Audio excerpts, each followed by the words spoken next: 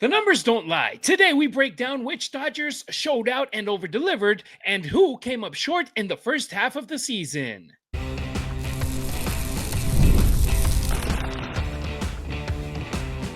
You are Locked On Dodgers, your daily Los Angeles Dodgers podcast. Part of the Locked On Podcast Network, your team every day. It's time for Locked On Dodgers, part of the Locked On Podcast Network, your team every day. In today's show, the second half of the 2025 season kicks off tonight. So ahead of that, we are giving you our thoughts on who is overachieving and who has underdelivered for the Dodgers so far this year. Plus, will Rob Manfred really try to get a salary cap in the big leagues? How would that affect the Dodgers? And could it send baseball into a lockout? He's Travis Rodgers. I'm Harry Ruiz, two guys who talk sports for a living and bleed Dodger blue for life. We've been in the game covering pro sports for decades, but now we're bringing our passion to this podcast. It's time to close out the week with a big show, Trav. Yes, it is. And today's show, Harry, is brought to you by FanDuel. Right now, new customers can get $150 in bonus bets when your first $5 bet wins. And if you're one of our ride or die early birds, Travis keeps the energy going from 9 to noon on ESPN LA 710 and the ESPN LA app with the Travis and DeMarco show. And me, I'm about to hit my busiest stretch of the year calling games for the Las Vegas Raiders and USC football in Spanish. But no matter how crazy things get, there's nothing like firing up the mic every weekday morning and going all in on what I love the most, which is talking Dodger baseball with you. The Dodgers entered the All-Star break with a 58-39 record, the second best in the big leagues, topping the National League and remaining on top of the National League West with the 5.5 game lead over the Padres. And before they start their first series after the All-Star game, let's dive into which players are outperforming their expectations. I know this one's pretty much cheating, Travis, but Shohei Ohtani, dude's an alien. Despite him not being on track to having a 50-50 season like he had last year, which nobody had ever had in the history of baseball, he's on track on having 53 home runs this year, which before last year, nobody in Dodgers history had over 50 or more. So that's incredible. And then let's add also, he's also pitching. Yeah. That's crazy. And maybe the batting average isn't there, but look at his slugging, OPS plus, and total bases. He leads the National League in all those stats. And runs, too. He's got a chance to set some records in the runs category as well. I think he's a good choice. Obviously the steals were going to come down a little bit once he added the pitching back into the mix. So 50-50, not that that's the expectation, but was probably unlikely. I love what you said, Harry, of, no Dodger had ever hit 50 home runs in LA ever, and he's probably going to do it back-to-back seasons in his first two seasons in LA. I think he's a really good choice. I think that his health is something that I would put on the list of, really good news to the first half, that his return to the mound has gone the way that it has, not just because he's been fantastic, which he has, but he's been healthy. You see what has happened to so many of these Dodger pitchers. There's some stops and some starts and some time on the disabled or the injured list, and that he's been as, and I'm knocking on wood right now, that he's been as healthy as he has on the mound, I think is a very big part of it. I think that Ohtani is a really good choice there. One of the guys to me, and not that he's the best player on the team, but one of the guys that I think is, oh, okay, we have something that's maybe a little bit elevated from what we thought it was going to be, is Andy Pages. That coming into this season, the outfield was going to be Teoscar Hernandez, Michael Conforto, and we'll see, right? We didn't know if it was going to be Kim. You didn't know if James Outman was going to slide back into that spot, if Andy Pages was going to be a platoon guy, if Chris Taylor was going to be out there, is Kike going to be out there? You just didn't know who was going to be that third outfielder on a regular basis. Well, it is clearly Andy Pages. He has established himself as an everyday player. He can play in all three outfield positions, which I think is really valuable. He's got that crazy arm, and he's hitting. Now, he's not going to go hit 40 home runs. He's not going to be, a guy that's going to bat 3, 4, 5 for this particular team, but that the Dodgers have found an everyday outfielder, an everyday center fielder on most days, I think is found money for this group, because I don't know if going into spring training, everybody's saying, hey, we don't have to worry about Andy Pages. He's going to play every day and play really well. I'm incredibly pleased with what we've seen from him through the first part of the season. Yeah, with him, we were just hoping he'd be a solid player. Instead, he Right. has been a stud. Look at these stats. He's already more than doubled his WAR. He has matched his hit total, smashed 4 more bombs, and drove in 13 more runs than his rookie year, all Yeah. while playing 23 fewer games and logging 65 fewer plate appearances. Dude definitely leveled up fast despite a slow start this year that had a lot of people asking him to be sent down to the minors. Yeah. Yeah, and I love that. And it's just he has become an everyday player. And I think one of the great compliments you can pay to a player like Pajes, to people that aren't Otani Betts, Freeman, Will Smith, those sort of guys, are, do you look at a place in that Dodger lineup? Do you go, oh, he's not like all those other guys? And he doesn't. He looks like he belongs in there. He looks like he belongs in the outfield. The word is out on him. You don't run on him anymore. He's brought in a defensive element to this team. I'm thrilled with what I've seen from Pajes. And someone who's definitely not out of place, and he's up there matching the level from the guys that are on the top of the lineup, the 3 MVPs, is Will Smith, in my Yeah. opinion, a future MVP candidate, the best catcher in baseball, most consistent player for the Dodgers in that lineup. And then also so many pitchers throwing baseballs at him, and he has gotten the job done, both calling the games for the hurlers and also doing a fantastic job with the bat in clutch situations. You look at his runners and scoring position stats, they're amazing. Will Smith, we already brought up Shohei Ohtani. Will has been more consistent than Shohei this year. Yeah, he has. You said it. I'm not saying he's going to win the MVP. I don't think he'll finish, even in the 1, 2, 3, but he's going to get votes. And that he's going to get votes, I think, speaks to the value that he's brought here. And I love what you said, Harry, that this is, we know that he's always been a really good offensive player. He's always been somebody that is pretty consistent. He's a pretty good guy to have up in a clutch situation. He's going to give you a good at bat. He's not going to swing at a bunch of bad pitches. He's really good with the bat in his hands. But the thing that I think has really kind of leveled up his game this season is what he's been able to do behind the plate. He has become a very good defensive catcher as well. Somebody that, to like you said, the Dodgers have used 35 pitchers this season. The major league record for a season is 42. The Dodgers have used 35, and it's the middle of July. We've got 2.5 months to go, so they're very likely to break that record at some point this season. And that he's been able to handle that entire group of guys as well as he has, I think speaks to his value to this team. And I'll throw another name in here too that I think kind of goes together perfectly with Will Smith. And he doesn't play a lot, and it's not like that you've seen some numbers that make you go, oh my gosh, we got to find a way. But it's Dalton Rushing. What they've allowed him to do, he comes in and it lets Will Smith get off his feet for a day each week. It lets Will Smith maybe take a day off a second time during the week. And I think that's incredibly important because we've seen what Will Smith's second half of the seasons have looked like. You start to see this decline, and it's pretty typical of all catchers. It's brutal back there. But Rushing brings an element of offense that Austin Barnes simply did not, that you can put him out there and feel pretty good about it. Rushing can handle the pitching staff, and you don't worry about, hey, we got a kid back there. Is he going to do a good job? Yeah, he does do a good job. I thought that was a really good move by the Dodgers, and it's going to help Will Smith a great deal because unlike a lot of other teams, the Dodgers don't have the option of taking your catcher or your first baseman and giving them a half day off by putting them in the DH role because you're never taking Ohtani off the field. Yeah, and when you talk about Dalton Rushing, he brings you that different element that Austin Barnes never did with the bat. Yep. And he's doing it as a rookie. It's his first year in the big leagues, and he's doing a pretty good job as the backup catcher. And he has a future when Will Smith potentially shifts over to first base. Dalton Rushing can be the next Will Smith in that catcher position. So Rushing a rookie. I'll talk about 2 more rookies to close out this segment, unless you have other players, but give me Jack Dreyer and give me Ben Kasparius. These 2 guys in their rookie seasons are doing a fantastic job. It doesn't matter the role they've been put into. They've delivered even over players who arrived with big contracts. Dreyer as a reliever, Kasparius either as an opener, as a stretch guy, somebody at the back end of the bullpen. I've loved these 2 guys, and I can't wait to see more of them coming out of the Dodgers bullpen or receiving an opportunity as starters in the case of Kasparius. Yeah, Kasperius has been an incredibly valuable swing guy. That you have a guy that you can put in high leverage situations late in the game, and you have a guy that can eat up 4 or 5 innings in the middle part or the early part of the game.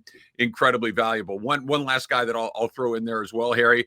And it feels weird to say it, but was anybody expecting anything from Clayton Kershaw this year? Anybody? Was Clayton Kershaw on anybody's radar as, hey, you know what? He's been really good. It was more like, can we just get him 3,000 strikeouts and check that box and then just move on from there? And everybody loves Kersh. Everybody, he's one of the great Dodgers of all time. He's one of the great pitchers of all time, one of the great left-handers of all time.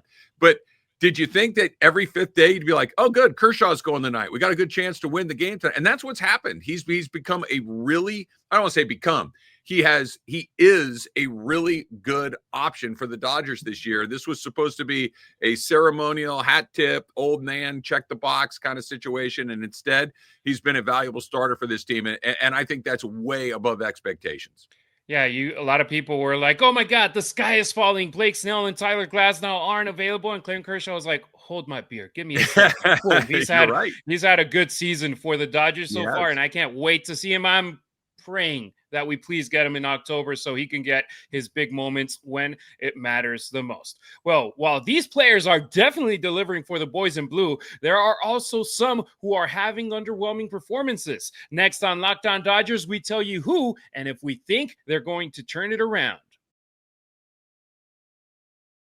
It is the middle of July, and you know what that means? It means that summer sports are in full swing. So whether you are about baseball under the lights, that's my jam. You got the golf going on all summer long, right? Or high-stakes soccer action. FanDuel is the best way to make every game even more exciting. So, hey, look, you're already following these games. You're already following all the action. Why not make it a little bit more exciting, a little bit more thrilling? And with FanDuel, you can get in on the game while your friends, well, I don't know what they're doing. They're out at the beach or the lake or I don't know, doing whatever it is they're doing instead of having a great time watching these games with FanDuel. You can track your favorite matchups. The app is always going to keep it fresh with new daily promotions and super fun ways to bet. It's easy to use. Love this part, fast to pay out, and makes even regular season games feel like something that you have to see, a must-watch event. So whether you're placing a same-game parlay or watching a bet ride deep into that ninth inning, FanDuel makes it feel like we're all part of the action. And if you're new to FanDuel, new customers can bet just $5 and get $150 in bonus bets if your first bet wins. Open the FanDuel app today or visit FanDuel.com to get started. Don't forget to follow Locked On Dodgers not only on YouTube, but on X, Instagram, and TikTok as well. You can find Travis on social media at Travis Rodgers on X and Instagram. Meanwhile, I'm at Harry Ruiz on X, at Harry_Ruiz on Instagram, and at Harry Ruiz_ on TikTok. I need to bribe whoever has at Harry Ruiz on Instagram and TikTok to get those handles too. You got to pay, my friend. You got to go buy it from somebody. I know. That's crazy. Yeah. Let us know on social media which Dodgers you think have over-delivered so far in the 2025 season with their expectations. And now we give you which LA players we think that haven't done so far. Want to start with the low-hanging fruit, Travis? Michael Conforto. Lowest batting average among qualified pitch batters at 184. He has definitely been better since the Dodgers series in Colorado, their last one in the month of June. But man, you can't hide with 15 games where he has been okay with what he had done in the first 3 months of the season, especially when the team gave him a $17 million deal, which is the 7th highest paid player on this team. The only ones that are getting paid more this season than Conforto, Glasnow, Betts, Snell, Ohtani, Freeman, Teoscar. That puts it into perspective.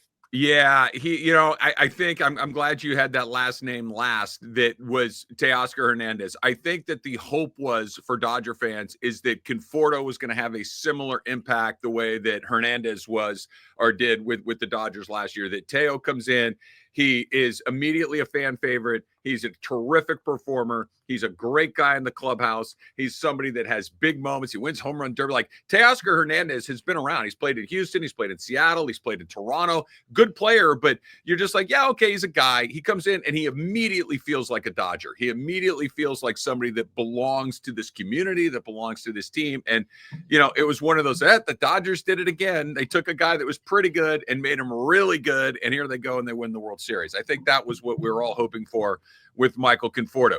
It simply has not happened. It's the middle of July, Harry. I know that, and I tend to go this way too, but you look at Dave Roberts and Andrew Friedman, they're going to give a veteran player a super long runway to figure it out. That Michael Conforto is a proven major league hitter. He's been in the big leagues 10 years. He hits. Only he hasn't hit for the Dodgers. And we're at a point as you get closer to the trade deadline. I don't know what they're going to do. I don't know if you can have the worst batting average in the National League and run him out there on a regular basis. At some point, you have to try something else. I think we're getting really close to that. Unfortunately, I think you're right. It is the most obvious answer, but I think it's the best answer. Michael Conforto has been a real miss through the first part of the season. Give me your first name. I'm sorry? Give me your first name. Who's next on you? Who's the first one on your list? So, I gave you mine, but which one's your first? Okay, this is relative to what he typically does. Okay, it is not a Michael Conforto type season. This is he's not what we've typically come to expect from him. It's Mookie Betts. Mookie Betts is, put it this way. Mookie Betts didn't make the All-Star team. When was the last time that happened? And probably should not have made the All-Star team. I understand that the transition from the outfield to shortstop is going to take some offensive time away from you, that he's going to go there. He has survived at shortstop. I know that the numbers say one thing. My lion eyes are telling me something else, that he's gotten a lot of help from Freddie Freeman, from Tommy Edman and stuff, that kind of covering some of the things. It's mostly with the arm. It's mostly with feeds and things like that. But I don't think that he's a terrific shortstop. I think he's good enough. I don't think he's a disaster, but that's column A. What's column B is, and you go all the way back to the beginning of the season when they went to Japan, where he got that mystery ailment, that stomach thing, where he lost a ton of weight. It's really never come back to where he has that pop in his bat, to where when Mookie Betts is up, you're like, something good's going to happen. It's just very subtly gone from, hey, he doesn't look like himself. The ball doesn't leave his bat like it does. He's not as consistent as performers. He's still good, but I don't think that he's great the way that he has been. I think it's in there. I think it's coming out. I would be willing to bet that by the time we get to September and October, that he is fully Mookie Betts. That's what I expect it to be. But if you're being honest, through the first part of the season, Mookie Betts has not been Mookie Betts, in particular with the bat in his hands. Yeah, he's barely a top 100 player right now when it comes to WAR. If the season ended today, his batting average, OBP, slugging, and OPS would all be career lows. Statistically, he has been a big league average at best in 2025, which isn't good enough for a player of the caliber of Mookie Betts, who we love, who we want him to be, that Mookie Betts that the Dodgers couldn't have won the 2020 and 2024 World Series without. And Travis and I, we're diehard Dodgers fans. We love Mookie Betts, but we got to say it as it is right now. He's not having a Mookie Betts season. Absolutely. That's it right there, Harry. It's not that he's bad. It's that he's not Mookie Betts. And Mookie Betts is a first ballot Hall of Famer. He's one of the great players of his generation. He is held to an exceptionally high standard, and he's not met that standard this year. I'm optimistic. I do not think this is oh boy, we've got him for a long time, this is the end of the line. I don't think it's that. I think whatever knocked him on his at the beginning of the year with the weight, I think he struggled to find it there. The transition to a new position, and just all of it, and age, and all these other just little things here and there have added up to, instead of being an A+ talent in the major leagues, he is a B talent in the major leagues. And we just expect that A+ guy. And I do think the A+ guy is coming back. And I have like 3 Mookie Betts jerseys in my closet, which I'm going to start wearing again once the games restart tonight. And one other jersey I'm going to buy very soon, and that I hate that I have to say his name in this list, and I don't know if you agree, Travis, Tommy Edman. Between March and April, he over-delivered, and he was looking like an extension of what you expect from players with big price tags like Ohtani, Betts, Freeman Teoscar. But since landing on the IL in May, he just hasn't been the same. The power isn't there. The consistency hasn't come back. He has only played in the outfield for most of the game, only 7 times since his ankle injury. How it has been more time where he has underdelivered than outperformed. I'm going to leave him in the underdelivered category with an asterisk just because of his injury. And believe me, I love Mookie Betts. I love Tommy Edman as baseball players, but right now I have to have them in this category. I think Edman belongs there as well. And again, and this speaks to why the Dodgers are so good, that we're talking about all these guys that are maybe a little bit below expectations. They've still got the second best record in baseball. They got the best record in the National League. They got a 5.5 game lead in the division. So this is how good they are that we can nitpick some of these things. But I think embarrassment of riches, right? Yeah, absolutely. Absolutely. And Edman, I think, is almost entirely injury related. That he just hasn't been 100% healthy. I love that you pointed out that he hasn't been in the outfield nearly as much. Tommy Edman is one of those guys that Kike can play all over the field and hold his own. Tommy Edman is a plus defender at all of these places. He just doesn't survive. He thrives in all these places. And that, part of it is Pajes has kind of established himself as an outfielder, so they don't need him out there quite as much. But I'm with you. When we saw Tommy Edman come over last year and the impact he had, we saw what he did in the NLCS where he was the MVP. It's like, oh my gosh, they got another guy like this. This season has been more of he has his moments. He got off to a good start. He's cooled down, but I think most of that is injury related. I'll throw the next one in here, Harry. And I think this is an obvious one. And again, I'm optimistic, and I'll throw this in here again. The Dodgers are still thriving despite the fact that Tanner Scott has not lived up to expectations. A lot of home runs, a lot of blown saves, a lot of high leverage, moments with him in the game. If the Dodgers are going to win the World Series, he's going to have to be better. He hasn't been bad, but they gave him a 4-year deal. They gave him a lot of money. He only blew 2 saves last year. I think he's blown 8 or 9 this year. Just not exactly what you thought you were going to get out of Tanner Scott, a guy that you were hoping would hold down the 9th inning and just kind of shut it down. We're good. This game's over. He hasn't been that. So it's 7 blown saves this year, which is, by the way, I'm sorry. Yesterday in the intro, I said that Tanner Scott had the most saves by a Dodger since 2020. No, it's the most blown saves by a Dodger since 2020, tied for that stat. Here's another one. I went a long way just to figure this one out. He's 2 away from tying the most blown saves by a Dodger pitcher in the last 27 years. That's more than a quarter of a century. Yeah. And the thing here is that there's still 65 games left. So I hope that it doesn't happen, but more than likely he will get to at least 9 blown saves this year. Look, I hope it's only 2.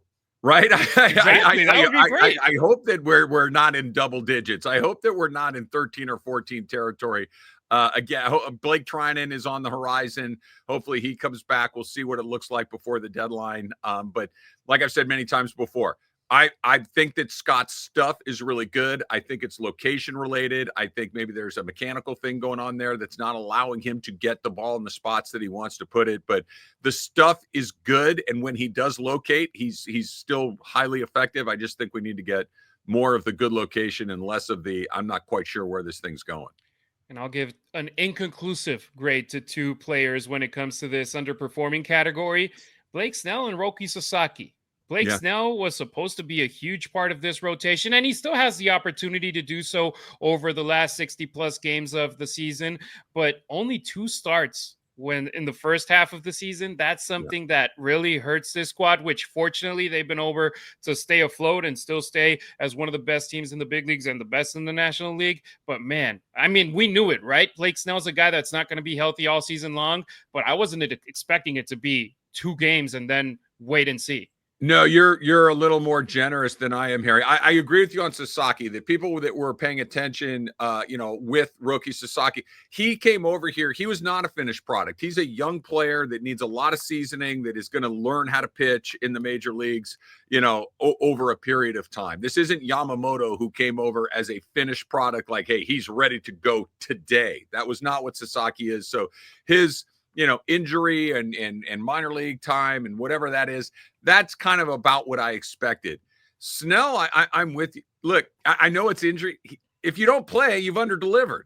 And they gave him a big deal. They paid him a lot of money. And I'm not saying that you got to go out there and pitch when you're hurt, but he's pitched 9 innings. It's the middle of July. You've pitched 9. When you've thrown fewer innings than Tyler Glasnow, we got a problem. And he has not been available. And it's the old, adage, it's kind of corny, but it's true. The best ability is availability, and he has not been available. We'll see. Again, I'm optimistic as you go into the second half that he's going to come back, and we know what kind of competitor he is. We know what kind of stuff he has. So when he gets out there, I expect him to be really good, but you got to get out there first. Of course, and I'll say this about Roki Sasaki. Apparently, he will be ready to come back in August, from what Dave Roberts said over the weekend. I don't think he should be pitching with the big league club in August, September, October. I agree. We saw him early in the season, and he still doesn't have it. If OKC is still playing when he's ready to come back, I would send him to OKC and let him get polished over there and then get him ready for 2026. But for now, I feel like the best option for the Dodgers would be to not have him with the big league club. Before we go, sorry, Travis. Yeah, no, I think had the Dodgers not opened the season in Japan, I don't know if you would have seen Roki Sasaki pitch much in the major leagues. I think this was we signed this guy. It's a big deal that they signed him. There was that frenzy where everybody wanted him. The Dodgers won that, and they're opening in Japan. Obviously, he's a Japanese player. You want to showcase your Japanese players over there, and they gave him an opportunity. But in a perfect world, I think he would have spent almost the entirety of this season in the minor leagues getting ready for what's going to be a terrific pitcher. But whether that's in 26 or 27, whatever it is, it's down the road. That Sasaki's impact in 25, in my opinion at least, was never going to be a major one.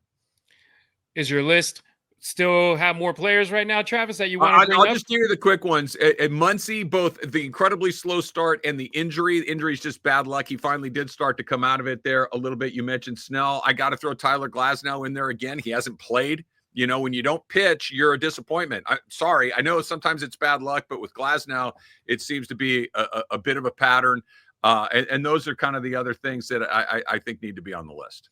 And look, we're just speaking facts. We're bringing up the players that we feel have over-delivered, under-delivered, and we're both hoping that the Dodgers, for the sake of their fans, end up having a fantastic second half of the season, and we get to enjoy with all of you a great finish of the 2025 campaign. Well, it has been very fun being a Dodger fan since the Dodgers were purchased by Guggenheim back in 2012 and have been investing a lot on the team. Well, in just a moment here on Locked On Dodgers, will Commissioner Rob Manfred try to stop that by putting a salary cap in baseball?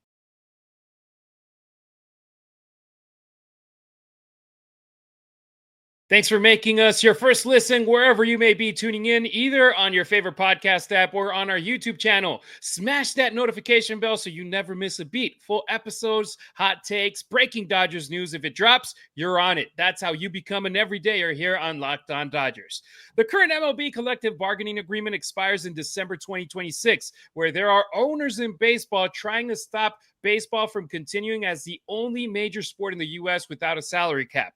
There will be those who argue towards parity, but with franchises being worth what they are nowadays all around sports, Travis, I feel that if you don't want to invest big bucks on your team, let others do so and sell just like the Rays are about to do. I mean, it's easy to say that as a Dodger fan, though. Yeah, it is. And it's a weird place to be in because the Dodgers obviously have resources that not every team has. But I think in a dream scenario, teams operate the way that the Dodgers do. Maybe they don't operate on the same volume. They're not, having $300 million payrolls and things like that. But what the Dodgers do is they put a superior product on the field. They pay the best players the most money, and then they turn around and look, they're collecting $20 per can of beer from me, right? But what they're doing is they're putting a lot of that money back on the field.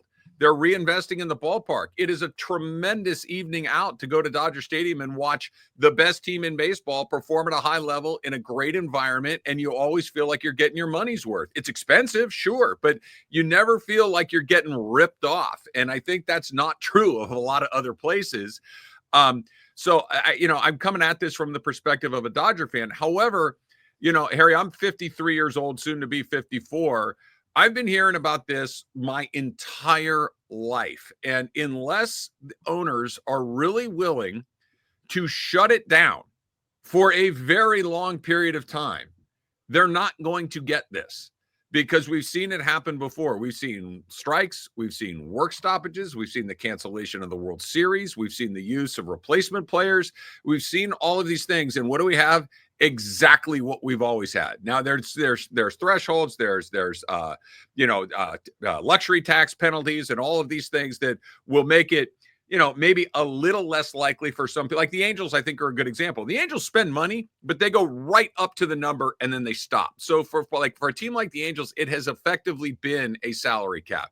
There are other teams that don't get anywhere near it. Then there are teams like the Mets and the Dodgers and the teams that just blow right past it and say, we'll pay the penalties. We don't care. We want Shohei Ohtani. We want Mookie Betts. We want Freddie Freeman.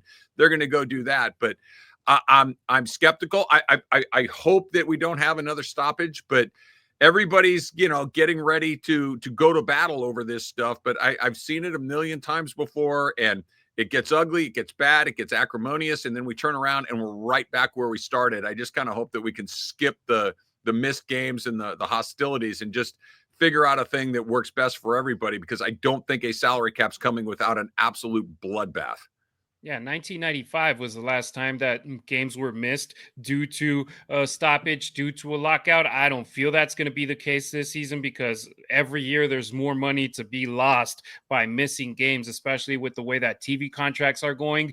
But look at this situation. 10 teams in baseball have a total payroll of over $200 million. Then you go the other way. 10 teams don't go over $126 million. If you want the CBA to change, you're going to need 8 owners to not approve this change. And I feel that just talking about the Dodgers, Mets, Yankees, Phillies, Texas, Padres, Angels, and I'm not putting in there Toronto, Houston, and Atlanta, but I feel that they would also agree that it's like, no, we can't have a salary cap. And then you would also need the players to agree on that. You think players would be saying, yes, don't pay us more money. It's okay if you don't give Shohei Ohtani $700 million. He's going to say no. Of course he's going to say, I want $700 million, even though they're paid deferred after his contract is over. Or Juan Soto getting paid the highest contract in professional sports in the U.S. You think they're going to say no? I know that it's a minimum amount of ball players making that type of money, but if you're a major leaguer, you have that opportunity to be one if you overperform your expectations and end up being an incredible ball player. Yeah, and I never really bought the argument of, well, it creates the haves and the have-nots in Major League Baseball, and how are you ever supposed to compete? Baseball is the one sport that hasn't had a repeat champion in the 21st century. They're the only sport that hasn't had a repeat champion in the 21st century. You get guys that win more than one, but in the NBA, we've seen teams go back to back. In the NHL, we just saw a team go back to back in the Florida Panthers. We've seen the Chiefs and the Patriots dominate the 21st century in the NFL and go over and over and over again. Baseball hasn't had that. Now, it's more a function of the format of baseball and the sport of baseball that allows you, for a team that doesn't spend any money, to beat a team that spends a ton of money. But I'll use the NL. You don't have to match the Dodgers dollar for dollar to beat them. You need to, if you're the Pittsburgh Pirates, you need to compete with the Cincinnati Reds. You need to compete with the St. Louis Cardinals, who are not spending money like that. The Cubs spend a little bit more, but you just have to get in the tournament and be competitive relative to your division. Now, if you're in the AL East and you've got Toronto and the Yankees and the Red Sox, that's far more challenging. But there are opportunities there. You just need to get in. And once you're in, you got a chance to win. So the competitive balance thing has never really worked for me. Baseball is as open a field as we've seen the Florida Marlins Miami Marlins now get into the postseason and win rounds. We've seen Arizona went to the World Series a couple of years ago. You do not have to break the bank to be a good baseball team.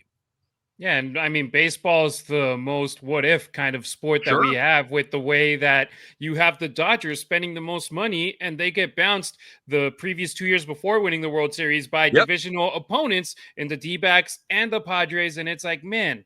And go last year, they went to 5 games against the Padres, where what if they had lost that game 5, and what if the bullpen hadn't taken this series all the way to game 5 at Dodger Stadium? But fortunately, we don't have to ask that question, and the Dodgers won the World Series. But I feel that the part is, Some of the owners say there's not parity, that the last time a small market team won it all was 10 years ago, 2015, Kansas City. Besides then, it's pretty much big city teams that spend big bucks. But at the end of the day, you look, like I said at the beginning of the segment, you look at how sports have been going and that franchises are selling. Remember when the Dodgers were sold by for $4 billion, sorry. Yeah. That was like, what the hell? Billion with the B?